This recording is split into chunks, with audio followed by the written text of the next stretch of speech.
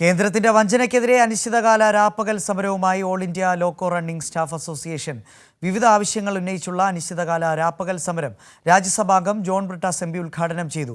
യാതൊരു സുരക്ഷയുമില്ലാതെ 24 മണിക്കൂറും ജോലി ചെയ്യേണ്ട സാഹചര്യമാണ് റെയിൽവേ ലോക്കോ പൈലറ്റുമാർക്കെന്ന് ജോൺ ബ്രിട്ടാസ് എം പി പറഞ്ഞു.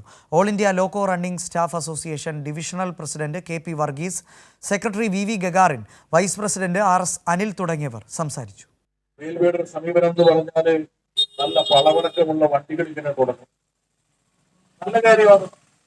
ഇതെല്ലാം വേഗതയിൽ പോകണം. നമ്മളിവിടെ കേരള ഗവൺമെന്റ് മാത്രം കേരളയിൽ പറഞ്ഞപ്പോൾ ഇവിടെ എതിർത്തിട്ട് പോലും നല്ല വണ്ടികൾ വരട്ടെ. പക്ഷേ ഏറ്റവും പ്രധാനപ്പെട്ട കാര്യം റെയിൽവേയിൽ ഇന്നും ഈ മിനുസമുള്ള വണ്ടികൾ ഓടിക്കുമ്പോഴും മറ്റു വണ്ടികളുടെ അവസ്ഥ എന്താണ്? യാത്രക്കാരുടെ സുരക്ഷ എന്താണ്? ഈ റെയിൽവേയെ ചലിപ്പിക്കുന്ന സാധാരണ ജീവനക്കാരുടെയും തൊഴിലാളികളുടെയും കുടുംബത്തിലെ അവസ്ഥ എന്താണ്? അവർക്ക് വിശ്രമം കിട്ടുന്നുണ്ടോ? അവർക്ക് ന്യായമായ വേതനം കിട്ടുന്നുണ്ടോ? അവർക്ക് അവധി കിട്ടുന്നുണ്ടോ?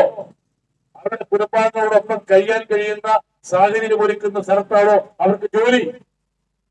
ഇതിനെക്കുറിച്ചൊന്നും അധികൃതർക്ക് യാതൊരു തരത്തിലുള്ള ഉത്കണ്ഠകളോ ഉപയോഗിച്ചെന്നുള്ളതാണ് ദൗർഭാഗ്യകരമായ